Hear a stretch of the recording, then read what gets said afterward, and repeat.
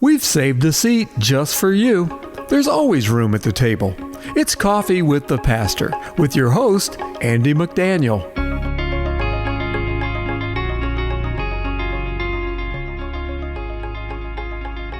Welcome, everybody, to Coffee with the Pastor. We are so excited to be back with you today as we continue kicking off this new year. I'm still a little bit in awe that it's 2025. You know, I keep listening for the captain's log. You know, I think Kirk is going to come out at any captain's log start date 2025. But it is. I think you did say that, didn't you? I believe so.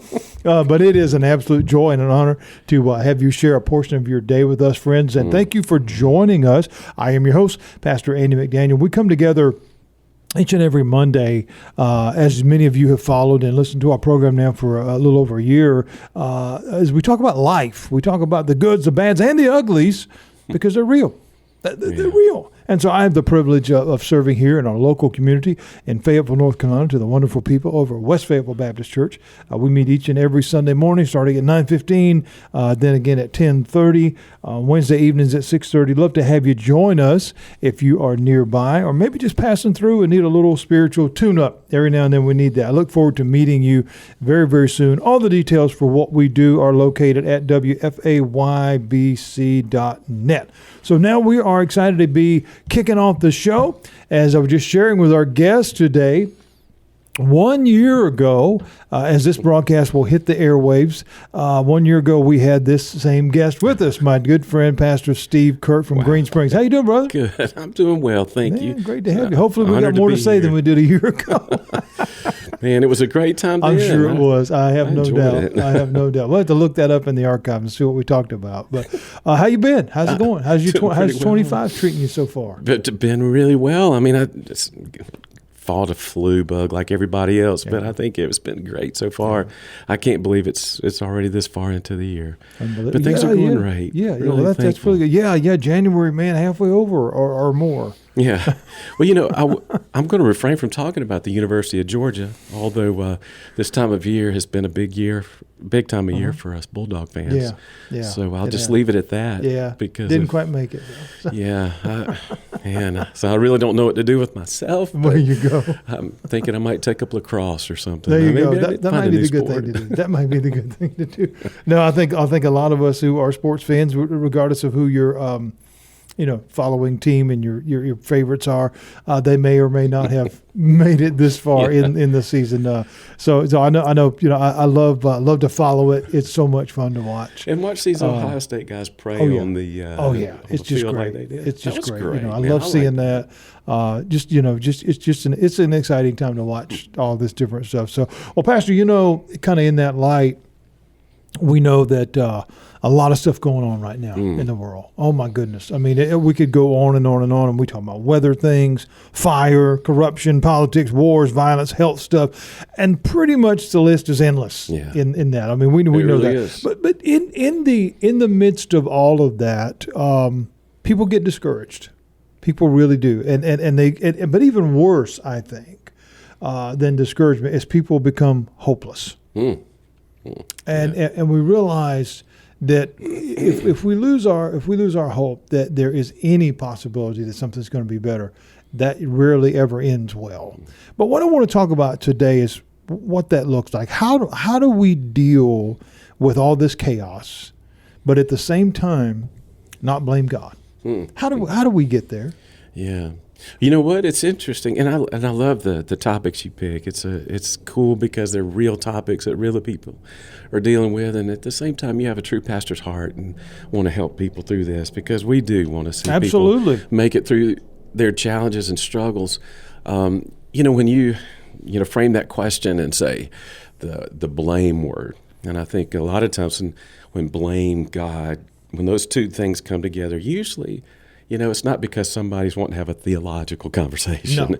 It's because something has happened and the response is, well, it's like this. It's like you walk into a room and there's a bunch of stuff broken in the floor or something, and you look at the stuff and the first thing you say is, who did this? Exactly. And it's kind of a funny story. I have this precious older couple. She was telling me that they were on a Ferris wheel, and the guy who was operating the Ferris wheel was having a little fun shaking those little seats when people got off. And he said when he came around, it was their time to get off.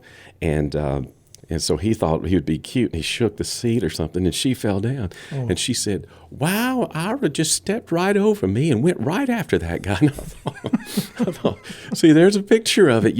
There's your wife laying on the ground. You don't think, let me help her up. You think, let me get that guy. And you know what I'm saying. Absolutely. This blame thing. It's not, I don't know, Pastor Andy, it's not so much that we want the theology. It's that we want to say who did this and who's going to pay or who's going to make it right. And I think the flip side of that might say that, we really were trying to be honest about God with these things. I mean, is God sovereign? Yes, God's sovereign. Is God at work at all times? Yes. Our verse is true that God causes all things to work together for good. Those things are true. And those are the times, usually for most of us, that we come to the conclusion that God is really good. Mm-hmm. Yes, He is. God really is loving. Yes, He is. And we have to come back to those things, especially when we feel like blaming something or somebody. Yeah. But over the years, Pastor, I think the blame game, just this idea that we blame something, makes people feel like they're getting somewhere with their grief or their hopelessness, and they're really not. No, because I think what happens, unfortunately, is in the midst of that, and indeed it is the blame game, the one person that generally never gets the blame is the one that actually did it. And that's you. Because oftentimes, we again, and we're not even necessarily talking about a moral failure or this or that, but it could be anything, and we rarely look at the person in the mirror because we want to put that somewhere else because we don't like to be held accountable. We don't, but it's like that, again, you've got to transfer that to somewhere else because I don't want it. And it could be, the catalyst in a conversation. Something went south in a conversation, but it might have been something you said, but you don't want to own that. And we see all these different things, but I think when we think about especially in today's culture, you're exactly right. It is instantly who did it, and if I can't determine who did it, then the natural next selection is God. Yeah, and it's funny sometimes. Even non-believers, if God is so this, wait a minute, what were you getting so hot about God for? You say you don't believe in Him, right? Yeah, that's almost exactly the way it goes, and we have to be careful. We do, Pastor, because we as believers or non-believers, either way, end up putting ourselves in a position to be judge of God. Absolutely. Well, I just saw, it's funny you mentioned that because I just saw a comment, a post, what have you, the other day. Someone, and I'm saying this, I'm prefacing this, so this is my comment. I'm saying this, whether Pastor Steve agrees with me or not. But I saw this ridiculous comment that someone said that the other night at the Golden Globe Awards that some actor made a blasphemous joke or something that was unseemly or whatever the case. And because of that, God burned down California. Okay, now that does not help the cause of Christ. No, it's horrible. and nor is that how God operates. No. I mean, So I want to begin as we really get deeper into our conversation today with the age-old question: why do bad things happen to good people? I wondered if you were going to say that. That is, man. That is the question. And you know what? I think it's fair because we have this built-in barometer that says this is good and this is bad, and somehow, we gauge almost every event in our life by that. I mean, we're like, well, that's good, that's bad, that's good, that's bad, and we say, how did we get that? Well, I would say in one sense, it's because we're created in God's image. We're image bearers. But there's another sense that seems to be the human condition. Yes. We want somebody to maybe experience good things. And by the same token, if they experience bad things, something's wrong. Mm-hmm. But I don't know that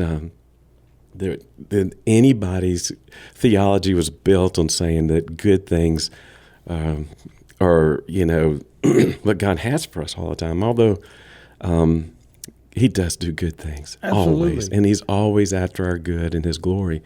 I would just say it this way, Pastor Andy, if I can. I think what we struggle with is the fact that what God is doing for us is conforming us into the image of Christ. Amen. He's not trying to give me my best life now. He's not trying to make me a better version of me. Mm-hmm.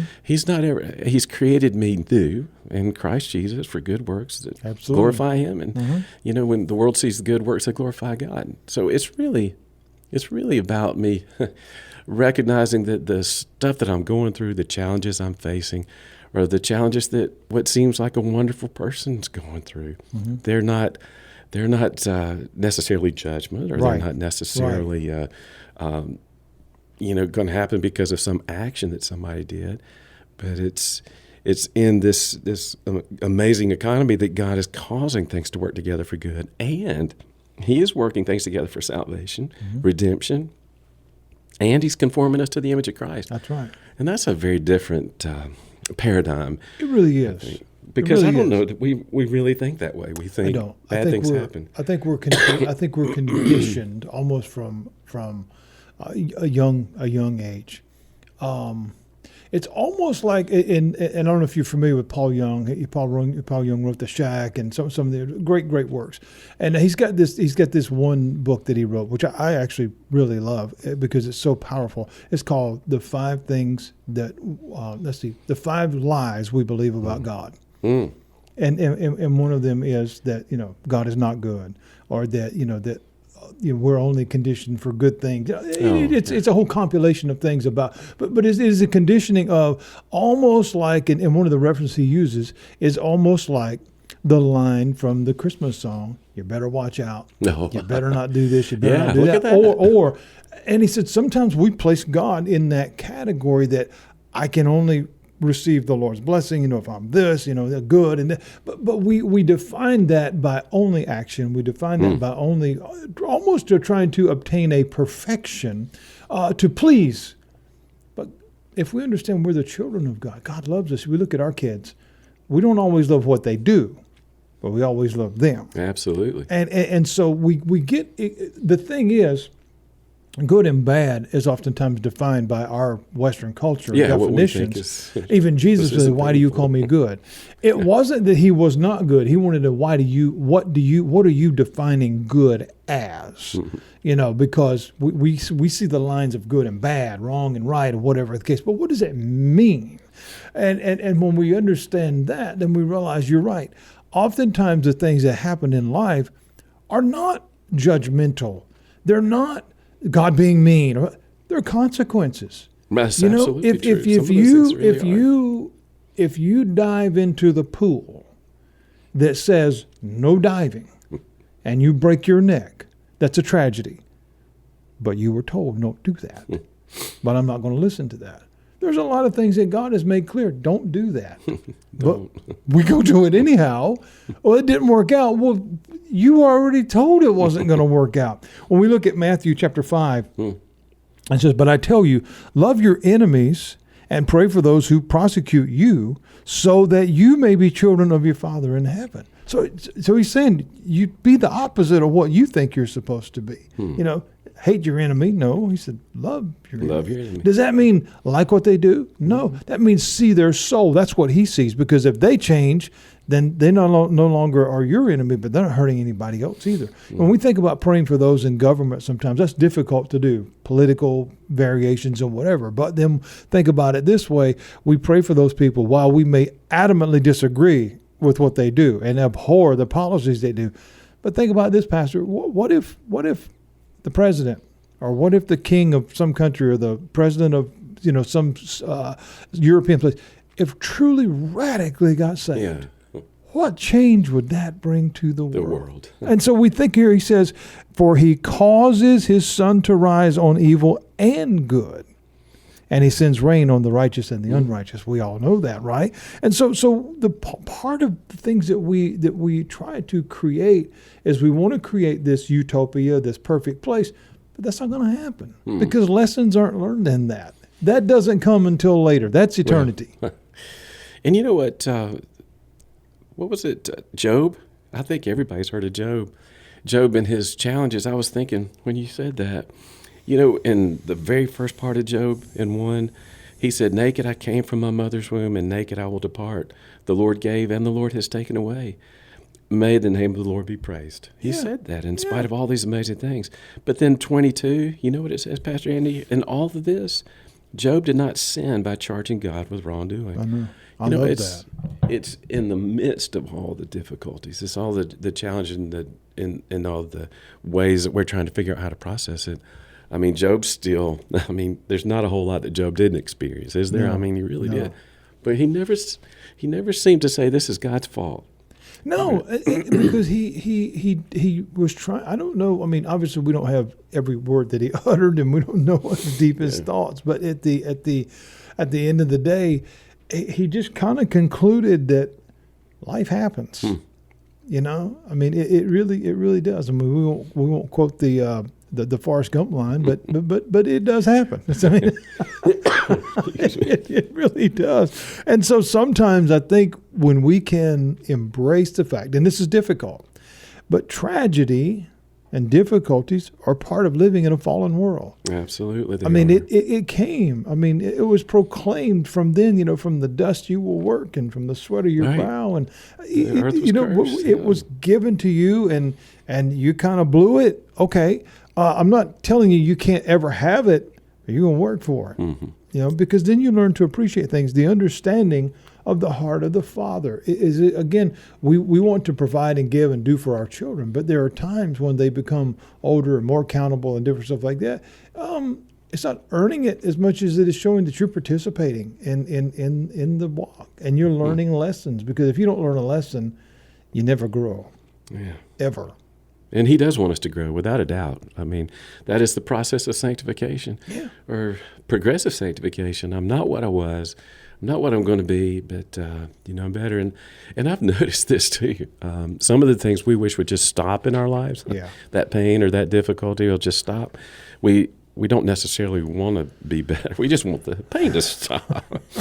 But, it's kind of like working out, and I know you spend a lot of time in the gym. You understand. It's if you're at that point where you can't go any further, you come back to that place again. That's exactly And then right. You push on through. It's That's not like exactly you right. automatically just erase that. No. You keep pushing through. You keep working it. And I think God, hey, if you fail that situation, it's okay. We'll try again. Absolutely. And it kind of turns into a perpetual thing. It is the old back to the drawing board thing sometimes because, that didn't work. We're not giving up. We're going to truck some more. Go. But it's like, and I've said this several times on the show, but there's a historical thing that says that some newspaper reporter went to Edison and said, you've tried all these different creations and you've done this, and it says, we have record or whatever that you've failed at so and so. I don't remember if it was a light bulb, whatever it was, but 25,000 times. I said, what does it feel like to fail 25,000 times? He said, I didn't fail 25,000 times. I found out 25,000 ways not to do it. And I just love that quote. That's because good. It's like, that's true. And you and I, we're a little more seasoned in life now. Exactly right. We're not 25 anymore. But you know what, though, man? I see this through the eyes of young people, my children, grandchildren, different ones around. And I look back on those years and I look at my years now and wow, what lessons have been learned. And I would not want to be a young person again because they're faced with things that you and I didn't even know about. Didn't exist when we were kids. My kids, my younger daughters now still, I cannot process that there were no such things as cell phones. Yeah, we did not. When we were kids. We found a pay phone if we needed to call somebody. And it still cost a dime back then. You better have one. But we do. I think sometimes we create these images, whether it's through just imagination and fantasy, whether it's through television or living vicariously through something that's just not real. And we develop these ideas that, well, when things aren't going my way, then God is mean, or God doesn't love me, or there is no God, and we hear all these different things. But you're right. As we kind of circle back to the original of this, we want to blame, and I almost feel like that's a natural instinct that we want to find someone to blame. But the problem that we have with that is not only oftentimes is that blame placed in the very wrong direction, but as we're seeking all of that, we're never seeking a solution. And we don't get the answers we're looking for. I've noticed that if I ask the wrong questions, I usually get the wrong answers. And I do that. And I think a lot of folks do. I hear and understand when people go through difficult things. And the first thing is, how can God allow this to happen?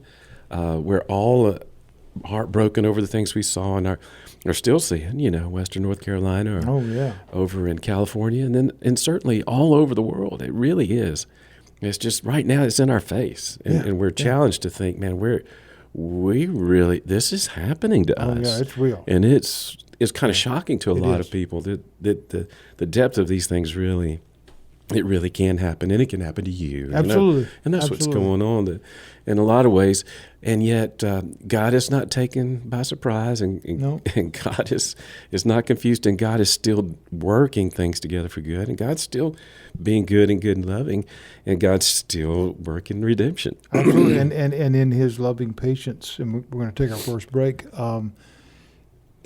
as he watches us look for answers, he's still saying, I'm right here. I am the answer. And we miss that. Friends, we'll be right back with the next part of Coffee with the Pastor.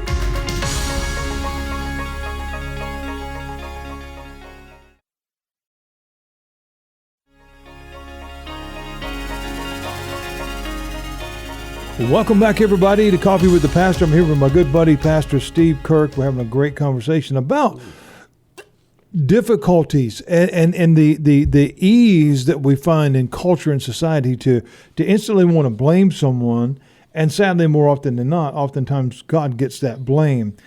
But what we need to understand, friends, about the reality of life is God never said it was going to be easy. In fact, Jesus said, if you follow me, you shall have tribulation. I mean, it's very, very clear. But I think where we get off track, where we lose sight, is the fact that oftentimes the results of an action demand a consequence. It really, really does. I mean, the one to blame is the one that did it. Right? I mean, the arsonist struck the match. The killer pulled the trigger. The drunk drove the car. And we could go on and on and on. But as you said a while ago, many want to ask the question, why did God allow that? So I want to talk about this, Pastor. Is it wrong to question God in times of tragedy? I love that question, and I think you're wise to ask it. I think what we do is to question God, and then we say to ourselves, I shouldn't have done that. I think what we do is is kind of feel that parental thing. I should not challenge my parents. I should not challenge their authority. I should not challenge their, their teaching or instruction in my life. So I think there's that feeling that comes from that. But the truth is, man, we do question God.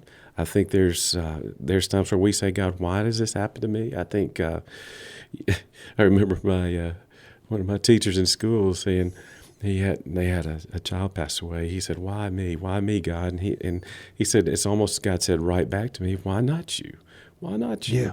I remember him saying that even as a kid, thinking, man, I guess that's a hard, cold reality. I mean, but at the same time, we feel like we shouldn't question God, but I think God knows us. We're thinking it. We're working through it in our minds, and there's the danger of running from God instead of running to God. I mean, absolutely. Isn't that what Adam did? Absolutely. Well, I think the thing that we forget, and you're exactly right, we have that conditioning to where you don't say this or that, or whether it's mom or dad, or even I remember as a young kid going to church. I remember my mother saying, if the pastor said it, you don't question it, or if it's in the Bible, you don't question it.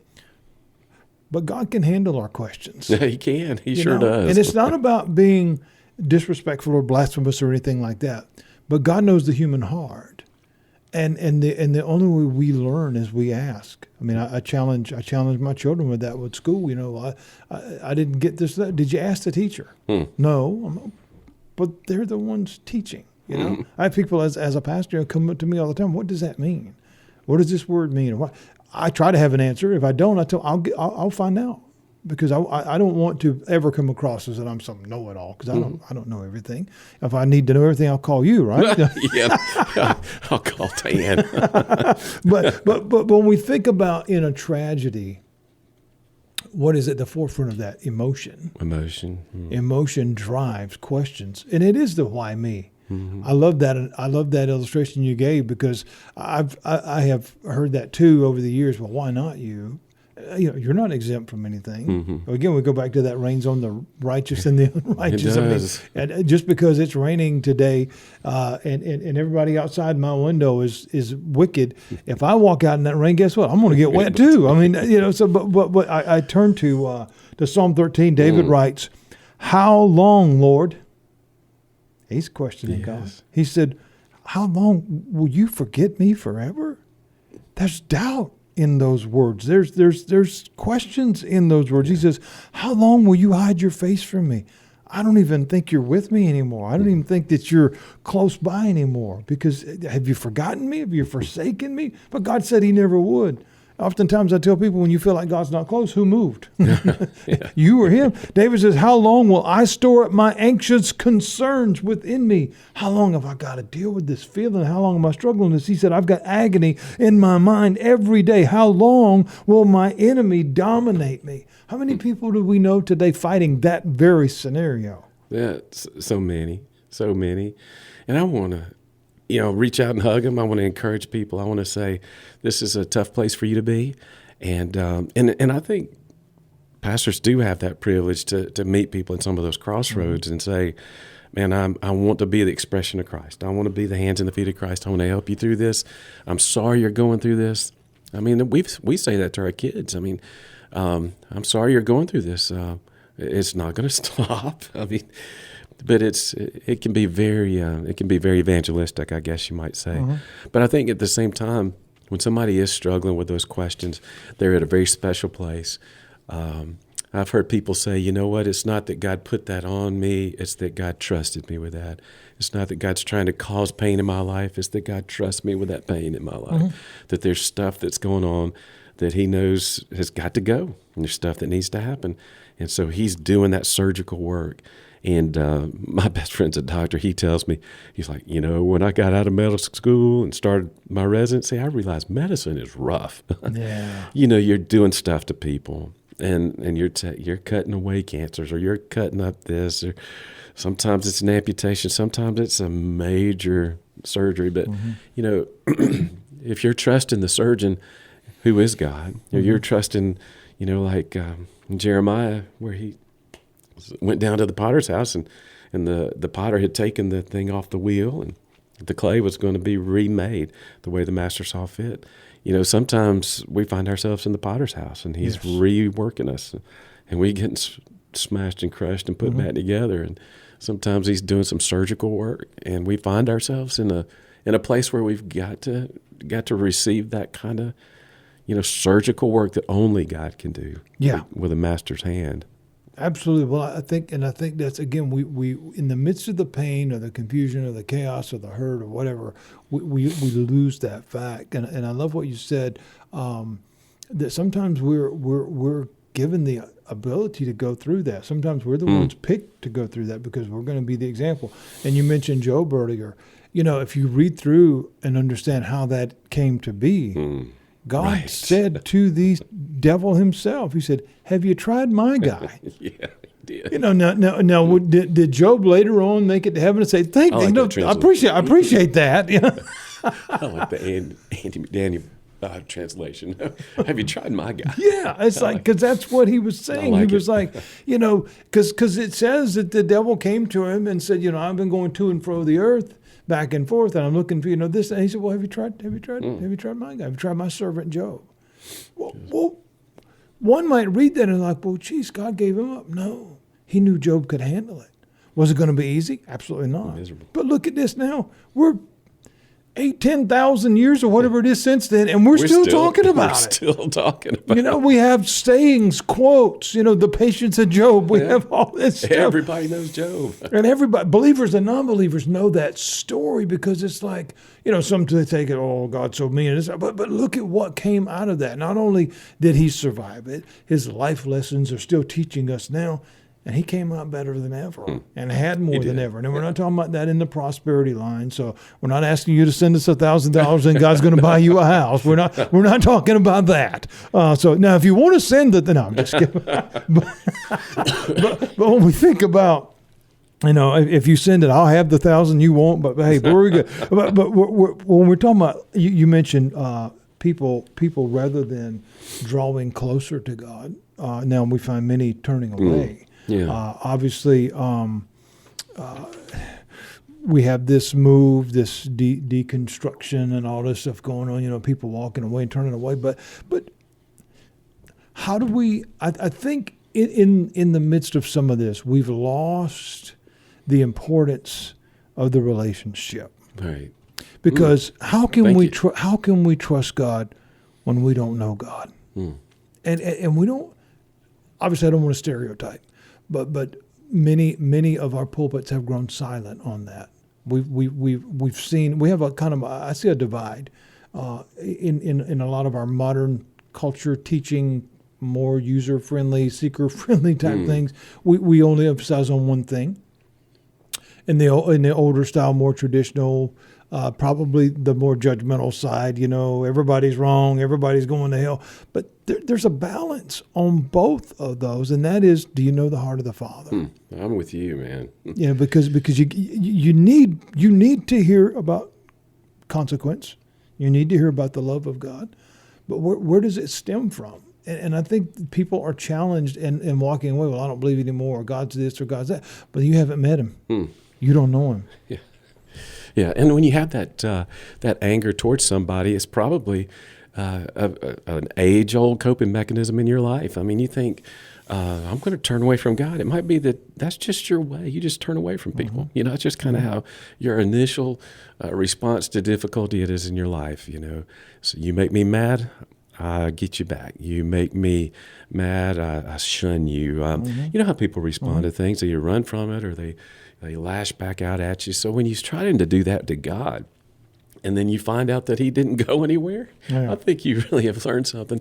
And you have grandkids. Yes. I've been kind of catching on to this whole granddaddy thing. It's awesome, man. I really I love being grandpa. I bet you're a good one, too. I have just recently, of course, there are a wealth of sermon illustrations and spiritual analogies, but I'm walking across the little park and the ground is rough, and I've got my grandson's hand. Sometimes he'll take my hand, sometimes he doesn't want my hand, and usually, I'm going to take his hand usually for a reason. It's, going downstairs, but he pulls it away. I don't want your help. I'm going to do this by myself. That's right. And I think so many illustrations come from that. But I'm walking across the rough ground at the park, and we're on our destination to the playground. But time and time again, he trips and stumbles on this, that, and the other. I don't. I'm not tripping and stumbling. I'm fine. We're talking on, but I've got a hold of his hand, and even though you would think that he could pull it away, or he would get away, or he could even fall, and he would slip out of my hand, it never happened because I had his hand. Right. And I think that's really what I think people come to find out about God the Father. You're going through this bumpy experience in life. You're trying to pull away. You're falling and stumbling, and it seems like you're not going to make it. And you're going to get banged up and bruised up. And the next thing you find out is that, he actually had your hand and kept you from falling. Absolutely. It seemed like you were on this terrible ride, but really he had you the whole time. And that's really what I was experiencing firsthand. I've got his hand. Whether he likes it or not, we're going. And we did go, and we did make it to the playground. Yeah, I love that. But that's what the he psalmist does. says, you may stumble, but you will not fall headlong, brother. Preach that to me. I'm telling you, that's exactly what I'm thinking. And I love that illustration, holding the little guy's hand, because I got grandsons as well. And there's just something special about that, you It know. is. But not only the bond part of it, but just creating that era of trust. Like I really am watching over you, Mm-hmm. you know, because I've been down this road before. I know where there might be some bumps and this and that. I'm looking All after kinds you. of bumps too, of different kinds. Yeah, you know, and that's again we get back to knowing God. Knowing God. You know, because I was teaching this earlier or later last year. Can we already say last year? Yeah, you can. I hadn't seen you in a year. Yeah, I I know, hadn't but seen you here, since last here, year. here we are. Here we are in 25. But no, we were teaching through in the book of Mark on our Wednesday night lessons, and one of the things that really stood out to me was it was really even more to me. It was deeper than just a mere rebuke. Was Jesus? I felt like he was making a passionate plea when he was speaking to the Pharisees, and he said to them, "You don't know God. You're in a position to teach others. You're in a position to show all of the things, not just the beauty of Scripture and the law and the Torah and all that, but you don't know God. So you're giving you're giving opinion, you're giving this and that, and you're adding to and you're taking away from, and you're creating not only disharmony and chaos and corruption, but you're not showing the heart of the Father. You're missing the point." And I think that spoke to my heart of when we as teachers have the ability to minister to our groups, our congregations, our families, whatever. We really got to make sure that we don't miss the point, because a lot of people are walking away, you know, and it's a tragedy. But the beautiful, beautiful illustration I see in that is the prodigal son. It was. The father is still on the porch just waiting for you to come back down the road. He'll let you walk away. He'll let you walk away. And when you end up in the hog pen, he'll love you right there, stinking all. Stinking all. I'm so glad. I don't know. Some of us, you know, I've watched that, and I think to myself, you know, the response that people have to the hard things that happen to them, or at least if they happen to somebody they know. I mean, it does go. Oh, absolutely. All kinds of ways. Absolutely. Sometimes it's not happening to me; it's happening to a loved one, and you're there again and there again and there again, and you say to yourself, "How can this be good?" But it is good because the heart of God is good. Absolutely. And it is loving because that is God, and it's loving.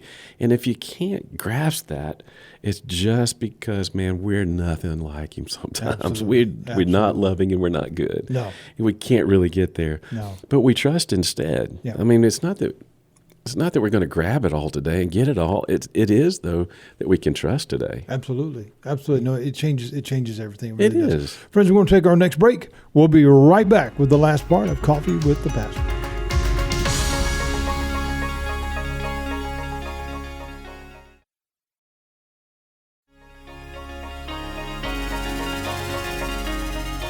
Welcome back, everybody. We are so glad to be with you. I hope that something that we have said today is encouraging you, because the reality of life is that it happens. We've talked about that, and difficulties come, tragedies come. I saw a continual pattern on this one social media platform that I frequent with messages, and there's just one particular thing that pops up, and it gives you a list of things that if you could pick from this list, what would you pick? Like a wish type gimmick thing.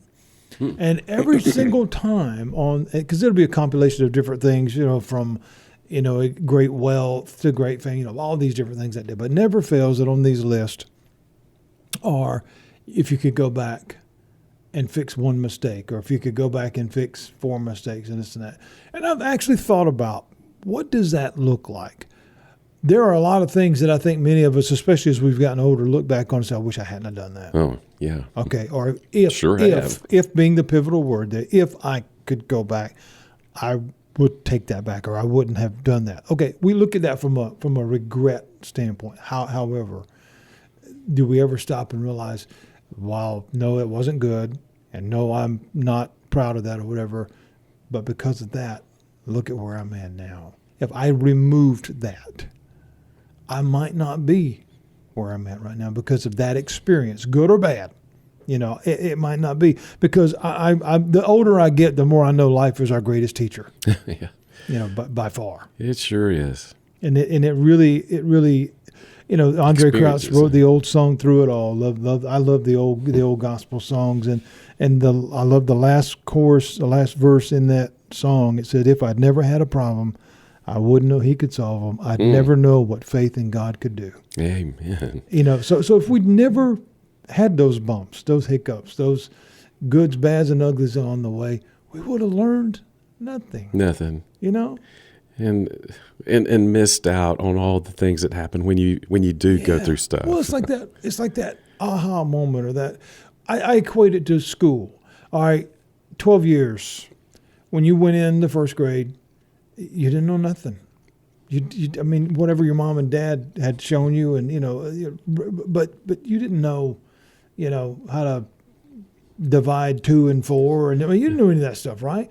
And while some of it was seemingly foolish, and some of it was hard, and there was a mixture of, some of it was fun. There was a mixture of all kinds of different things. But by the end of the day, when you walked that aisle in the 12th grade, it was done, and you had learned something. And all those 12 years, while they were filled with ups and downs and everything in between, you learned something. You took something away from that. I think of even in ministry now. When I started, next month will be 24 years ago.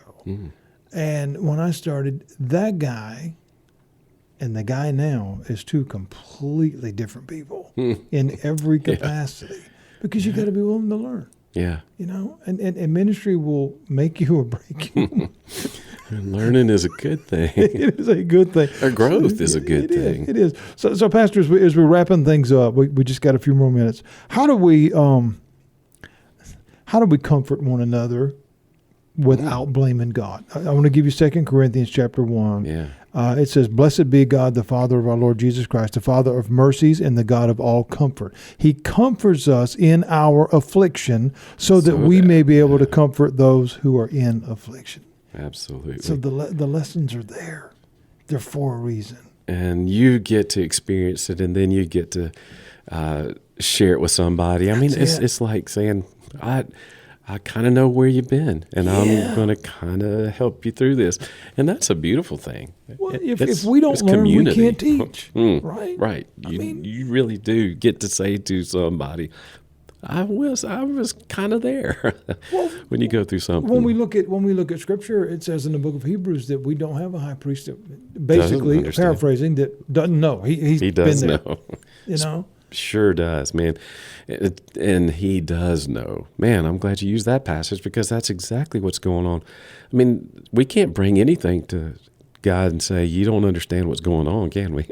Because he has seen it all. Well, he experienced rejection and experienced disrespect. And he experienced bullying, and he experienced physical violence. He experienced sadness and brokenness and everything that we deal with. I mean, every single aspect of life, he entered into humanity in that form, not just carrying a flesh body, but feeling the pain. He felt every lash of that soldier's whip. He did. He felt every nerve ending being pierced when that spike went through his wrist or hand or wherever it went. I mean, and when his people were hurting, he wept. When Lazarus died, he cried. I mean, we see he met people in their needs. When the woman at the well, who was broken from her chasing relationships, hoping that would make her happy, that grieved his heart. He met her in that pain and said, if you keep drawing from that well, you're never gonna find what you're looking for. But if you'll draw from the well that I give you, I'll give you living water. And she said, please, I want that. That's what we're supposed to be doing, man. Sharing that kind of life and love. And you're never more like Christ than when you love somebody like that. Amen. You're never more like Christ than when you forgive somebody. Oh, my goodness. Or experience forgiveness. Get it or give it, either one. Yeah. I mean, that's a pretty big deal. And that might be one of the great challenges that our culture faces. By far. I think that we I saw this great quote the other day, and it said, you will never understand the love and forgiveness of Christ until you can sit at the table with Judas. Wow. That's heavy. It sure is, knowing what you've done. I mean, you think about it. think about it, in the garden, as Judas is approaching for the betrayal, Jesus said, friend. Mm-hmm. He called him friend. Do what you must. Mm. Wow. He didn't punch him in the nose. No. He didn't say, man, what the heck's wrong with you? No, he said, friend. Mm. And he loves that kind of way. Oh, my word. We can't wrap our mind around that today. We can't. It's like you said, you get mad. This one gets mad. That one gets mad. I'm never going to talk to you again, and I'm going to write you up. I'm going to unfriend you. I'm going to block you. Do something mean. Could he get you back? But it's like Jesus operated in an entirely different realm. But here's the thing. It wasn't outside the realm of our possibility. He operated totally as a human being. Yeah. While never giving up being God, but he absolutely operated in our totality. And that was to give us, and as Peter would write, our greatest example ever. And we're challenged to have the mind of Christ, aren't we? Absolutely. I mean, to be just like him and all of these things. And that's a tall order, but it's, the reality is that that's what God wants for us. Absolutely. And he's not playing around. And that's the other thing. I mean, when you go through difficult things and challenging things, it's not a game. No, it's not. And the redemption that he's up to and the work that he's doing in our lives, it's not a game. He's not playing around. No, and I think that's a great point as we begin to kind of close down the show today. It's not a game. Eternity is very, very real. Very real. And people I just saw this phenomenal testimony this morning just before we began to record the show. And it's for a young man from the and again, it's not my thing, but it's a young man from this rap world, hip hop world, or whatever. Okay, I know nothing about that stuff. Oh, okay. Okay, because that's just not my thing. I thought you were going to tell me you were a rapper, but Yeah. But no, I passed on that. You did. Yeah. I decided. I don't know. I'd have to really come up with some really cool name, and I'm going to be thinking about that. But this young man, you look at him, and of course he's got the gold teeth and the tattoos on his face, and you look at him, and it would be easy to judge the book by the cover. So that's some thug. This young man is sharing. He said, "I was a really bad guy, selling drugs and doing this and involved in all stuff like that." And he said, "My mother never stopped praying for me." Oh, yeah. And he said, one night got into an altercation with another opposing gang thing and stuff like that, and got shot center mass. Said, I'm on my knees, bleeding out. And the last thing that I had he said, I had my phone in my hand. I called my mother, and I told her, I've just been shot and I'm dying. And, and she said, call out to Jesus. And he did. Wow. And he said, and I took my last breath, and he said, I don't know what happened, but what I saw after I took that last breath, he said, when I woke back up in the operating room, they told me, you're not supposed to be here. He said, but what I saw on the other side, I want to spend the rest of my life telling people, you better be ready. It was such a beautiful thing. I mean, just to hear this man's heart, that this was real. This wasn't for show. This wasn't an act. This was a young man who'd been radically impacted by a personal encounter with Christ. And so when you say, it's not a game, it's not.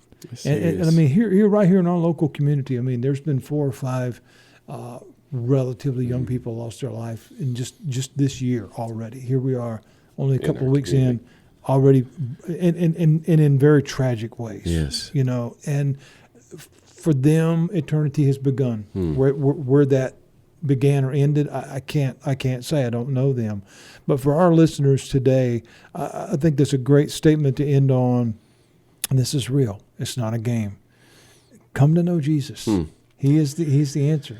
It said, if you will confess with your mouth and believe that he died, rose again on the third day, you will be saved. I mean, it don't get easier Trust than him. that, does it? No, trust him. He is worthy of your trust. Yes, he is. He is. And the more you know him, the more you will trust him. Absolutely, without a doubt. Well, friend, thank you for joining us today. Thanks for It's having been me great. back, Tell man. everybody about Green Springs. What's happening over there? Man, it's a wonderful Not place. Green Acres, but Green Springs, man. The whole community's growing around us, like here. Pastor Andy, it's a really growing area. It's a growing time, and lots of opportunities for us if we'll have the love of Christ, the mind of Christ to a world. I mean, it's wide open if we'll get out and reach folks. How can they find you, man? Where are you at? We're way down in Parkton at Green Springs Road, and not too far from the new 295 entrance and all. But you can come to greenspringsbc.com and learn some more about us, or download our app. And we'd love to have you on a Sunday morning. Love to have you come visit. And we just added some staff. We got a new family life minister, and excited about him and the stuff he's doing. A young, energetic guy, too. And I'm an old, not energetic guy, Pastor Andy. So I'm glad. Yeah, I've been surrounding myself with much younger, energetic people because, my gas tank is getting less and less full. You don't strike me. You look like you're getting around great, man. You look like you're getting better and better. But, man, just a wonderful group of folks at Green Springs. That is awesome. Well, if you're over that way in Parkton, North Carolina, love for you to go by and check out Pastor Steve. I know you'll be blessed, and you'll hear the word, and it's not a game. I think that's going to be my word for the day, man. That's awesome. I love that because it's not right. Because I think we have turned so many things in this life to not just a competition game, entertainment type thing, but it's lost its seriousness. And Jesus said, if a salt loses its saltiness, wow, he sure did. He said, throw it out. He said, it's no good. It has no use anymore. And so a message without Christ, a church body, a congregation without the love of God and the understanding of the reality of God, it's just a social meeting, and it means nothing. And I hate to sound mean, but it just doesn't. No, and it needs to have that power. I mean, it needs to be said that what we're doing, man, it's eternal, and it's powerful, and it's God. Again, as I was sharing with you off air, part of our teaching series right now is surrounded around the word must. And Jesus told the woman at the well, he said, there will come a day to where true worshipers will worship God and must worship God in spirit and in truth. And so, in other words, it's got to be real, because God knows what's real. He knows your heart. Yeah. So don't play games. Yeah, it's not a game. He's not playing. No. And that some people take that in a more of a more harsher context. But that's the passion of God, because it says that He desires that none would perish, that all would come unto Him. So if that is God's desire, that He truly wants to spend eternity with you, He's going to bend over backwards to make every way possible for that to happen. You have to say yes, but the opportunity is absolutely there. And all of these things, and I think my wife said it, Pastor Andy, and I thought it was so good. We look at things and we see all these things going on. Like, somebody has to pay, and she's like, somebody did pay. Absolutely, Jesus paid. Absolutely, He did pay. I use that illustration during the just recent Christmas season. It said there was a lady huffing and blowing and puffing going through the mall, and she's got all of her arms filled with bags and all these different things and stuff, and she gets onto the crowded elevator, and she's just exasperated, and she just screams out. She said, I just wish whoever started this Christmas thing, I just wish they'd kill him.